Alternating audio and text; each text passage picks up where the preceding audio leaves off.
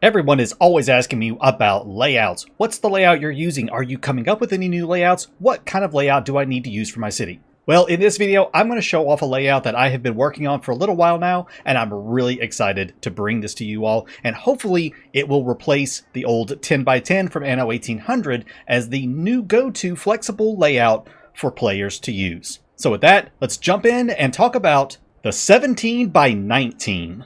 Okay, yeah, I know, it doesn't roll off the tongue as nicely as 10 by 10 did. Okay, I'm sorry. I really tried to come up with one that had a nice ring to it, but unfortunately I can't because the buildings in Anno 117 are kind of crazy with their sizes and everything, and I just couldn't quite get a size that worked the way I wanted it to. However, I have come up with one that is visually appealing, gives some good flexibility, and fits almost everything in the game within at least this one not quite square. So to start off, we're going to take a look at this on the 90. I do have two versions of it, one for the 45 and one for the 90. Now, before you ask, no, there's no stamps for this. Stamps are not in the game at the moment, most likely because stamps are being reworked, since they are going to probably be available on console as well, and the reason they weren't on console originally is because of how they were coded to be stored locally and everything on your machine.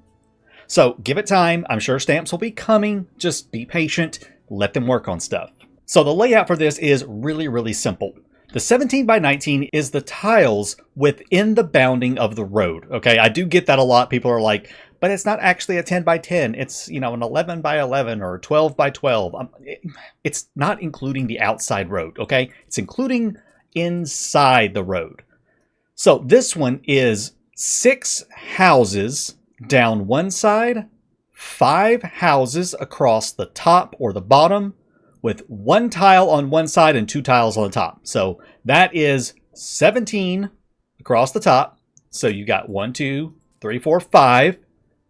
Times 3 is 15, plus 2 tiles, that's 17, and then 1, 2, 3, 4, 5, 6, that's 18 tiles plus 1 extra tile to make 19. And then you surround all of that with roads. I like to do this first by laying out the houses, so we'll go 6 down and leave 1 tile, and then we'll go 5 over, leaving 2 tiles. Okay? And then I'll take, you know, a dirt or stone or marble road, whatever you've got, and then just trace it out. Boom. And this right here inside, that's our layout right there, okay? Then you can take out the houses if you want, and then you can start designing and laying it out however you want to. However you want to do this is completely up to you within it. I have one basic 90-degree layout that I keep on my islands as a template. That way I can quickly copy and paste, and then I can start placing it down and then upgrade the houses or take the houses out and put them whatever I want within it. Now, what all can go in it? Basically everything, obviously. You know, taverns and markets, of course, fit in there. But what a lot of you are going to be asking are, what about the big buildings? Well, the theater fits in there very nicely. It's not centered, of course, because of the way these tiles worked out. So, you know, it's a whole thing with centering. I know some people get upset with centering stuff, but it can't always center up. But you can get it pretty close in here. So the theater fits in. The forum fits in. And the forum fits in rather nicely in here as well. So you can get the forum in there. And then from patricians, we can fit in the temple. And the temple does fit in there perfectly with 3 tiles available on each side. So it's nice and centered up. So you can get the temple in there. And then we can get a library in there. And then for the amphitheater foundations, you can get that in with just a, you know, basically 4 squares. 4 squares of this, it will fit in, then you can center it up, and you have some room around it for ornaments or whatever you want to do. So, of course, you know, this being a massive monument, it's not going to fit in 1 square, but it will fit around all of that. This is the reason I made it an odd shape. I wanted it to be able to fit in the temple, specifically because the temple is one of the longer buildings. The only thing that doesn't fit in here nicely is the bathhouse. Okay, and I know some of y'all were like, wait a minute, that's not everything. And no, it's not everything. So if you're familiar with the 10 by 10 from Anno 1800, the only thing that wouldn't fit in there was a bank. It was 1 tile too big. So it's kind of the same thing with the bathhouse. It's one tile too big, so you're just going to have, but you're not going to have many bathhouses on an island. So every so often when you need a bathhouse, you can just take out the back road, you know, put in your bathhouse. I'm going to blueprint this guy down real quick. We'll put in the bathhouse, and then, you know, it's just going to be offset by one tile. But it's fine. It's not a big deal. It's one building that you're probably at the most going to have maybe 4 or 5 of on an island. You're not going to have these everywhere. So it's not the worst thing to not be able to fit the bath on there. But other than that, everything else fits within the 17 by 19. And just like with the 10 by 10, you can start doing lots of different stuff with this to make it look more interesting and change up the layouts on the inside and how the houses look inside and everything. So it's a great layout. I really like it. Now, some of you might be asking, well, why didn't you just go ahead and do 19 by 19? The reason for that is this. So if we do a 19 by 19, which is what this is right here, you don't get the same amount of flexibility. The reason that this over here works so well is because you have these 2 extra tiles, and these 2 extra tiles give you so much flexibility to move things around and still keep it looking pretty good, actually. If you do a 19 by 19, you lose a lot of that flexibility because now you only have 1 tile on each side, and it just doesn't shift around as well. You see, I tried to move it around a little bit more, but you just only end up with a simple intersection like this. It doesn't work as well, honestly. This over here gives you more flexibility for more production buildings that can go in, more space for more decorations, because ornaments are pretty powerful when it comes to prestige boosting and everything in this game. Finding nice little places that you can sneak in an aqueduct and a cistern through here, it just has a lot more modularity to it than a 19 by 19 does. So while the 19 by 19 is nice and square, it rolls off the tongue a lot better than 17 by 19. The 17 by 19 just is more flexible, and that's what I'm going for. That's what made the 10 by 10 so good in Anno 1800 is the flexibility of it and the ability to kind of shift things around and make it work out and look good and give you a lot of space. But the 19 by 19 just doesn't have that. So unfortunately, I'm going to have to go with something that sounds a little awkward to say, but works really well for me. Now, is this efficient? No, absolutely not. It's not efficient in terms of space and, you know, packing in as much as possible. That's not what the point of this layout is. The point of this layout is the flexibility of it. If you're someone who is a min-maxer or going for absolute efficiency in your game, this layout is probably not for you.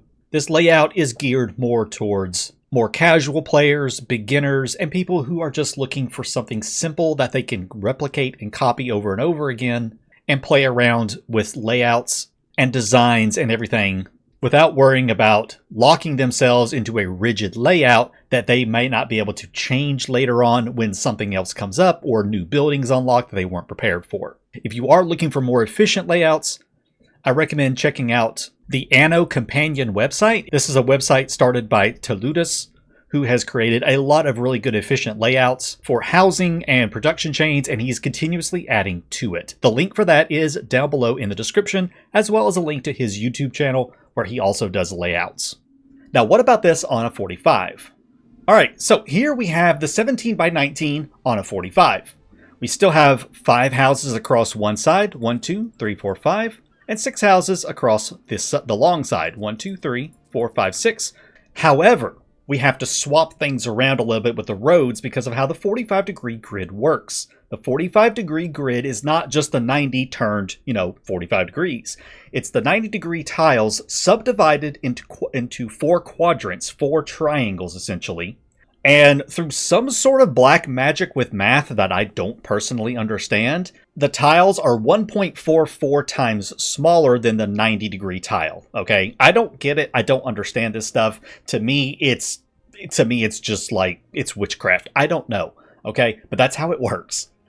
So to do the 17 by 19 on a 45, you actually have to put your 2 road tiles on the long side instead of the short side.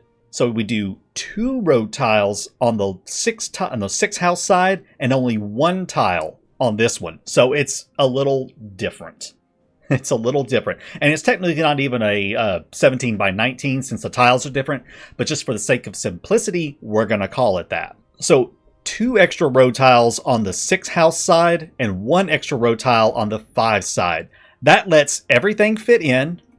If I'll stop clicking on that, including the temple. So our temple will fit in here now this way, because if we did it the other way, like the normal 17 by 19 with 2 tiles up here on the short side, then the temple would actually not fit within the square because it would be shorter.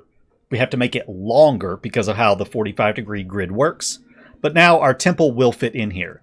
And the fun thing about the 45-degree grid is the bath will actually fit in here as well. So whereas the bath would not fit on the 90, it will fit on the 45.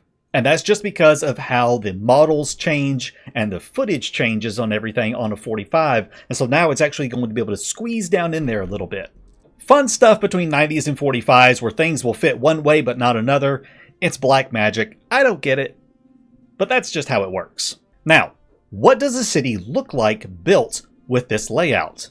Well, through the magic of editing, let's take a look at it. Here we go, guys. This is a little city I have thrown together. It took me about 20-30 minutes or so to put this city up. Of course, I already have tons of building materials available to do this really quickly, but this entire city has been built simply using the 2 blueprints that I have over here for the 90 and the 45, and just copying and pasting them down, putting them together, offsetting them, doing some different fun stuff with them, and then going in and tweaking the insides of them all to fit what I wanted.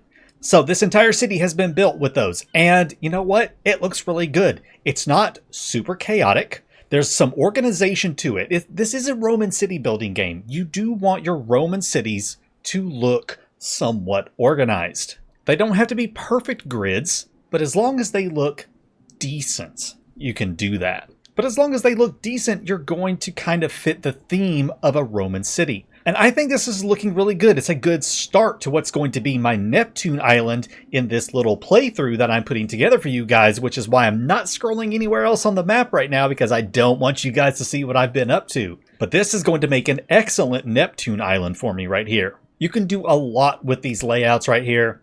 You can even make them work in Albion. Even though they are squares and everything, you can go within the squares and make some fun little layouts and some curves and stuff up inside the squares to create some really cool Celtic cities and everything. I don't have any examples to show you at the moment, so I'm going to leave that to you guys to come up with some Albion cities within this 17 by 19, and you can post those over on my Discord server, and the link to my server is down below. So here you go, guys. Finally, the layout that I'm going to be using for a lot of my playthroughs and a lot of my building with Anno 117.